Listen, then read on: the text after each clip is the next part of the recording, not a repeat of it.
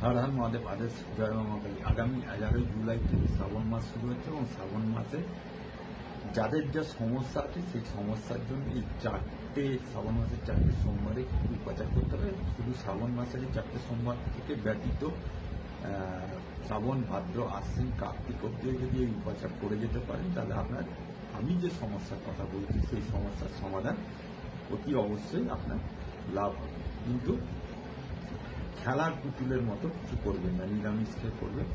আচ্ছা, আমি আগে রিলস দিয়েছি, এখন যেটা রিলসটা আমি দিচ্ছি আপনাদের সেটা হচ্ছে যাদের গৃহ কলহ এবং ক্লেশ হচ্ছে, মানে বিয়েতে নানা রকম অশান্তি এবং ঝগড়াঝাটি, সেটা আপনার স্বামী স্ত্রীতে হতে পারে, আপনার মাতা পিতার সাথে হতে পারে, আপনার ভাই বোনের সাথে হতে পারে, আপনার সন্তানদের সাথে হতে পারে, বা আপনার অফিস কলিগদের সাথে হতে পারে, বা আপনার বিজনেস যে পার্টনার আছে সেই সমস্ত জায়গাতে হতে পারে। এই যেখানে ঝগড়াঝাটি অশান্তি হচ্ছে, একটা বিচ্ছিরি ব্যাপার হয়ে যাচ্ছে, সর্বক্ষণ হয়ে যাচ্ছে তাদের জন্য। আর এর সঙ্গে সঙ্গে এনারাও করবেন যারা প্রচন্ড মেহনতি করছেন কিন্তু তার রেজাল্ট কিন্তু পাচ্ছেন না, মানে ওই একই বিন্দুতে থেমে আছেন কিন্তু ওপর দিকে ঊর্ধ্বমুখী হতে পারছেন না, তারা করবেন।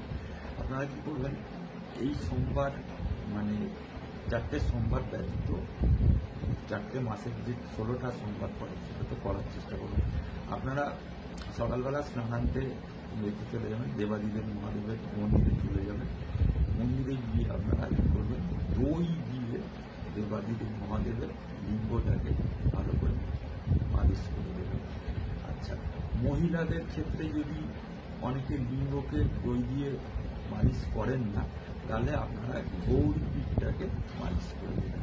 এরপরে আপনারা সাধারণ জল দিয়ে রুদ্রদেবের অভিষেক করবেন, করে ওখানে কিন্তু আমি বললাম ওখানে নাটক করতে যাবেন না, কিন্তু ওখানে বসেই কিন্তু আপনি ওম নমঃ শিবায় এক মালা অন্তত জপ করতে পারেন, বা শিবায় নমঃ এই মন্ত্র জপ করুন আপনারা। আর ওখানে বসে আপনারা শিব তাণ্ডব স্তোত্র এইটা আপনারা পাঠ করুন। শিব তাণ্ডব স্তোত্রটা আপনারা শোনেননি, হামেশাই শোনেন।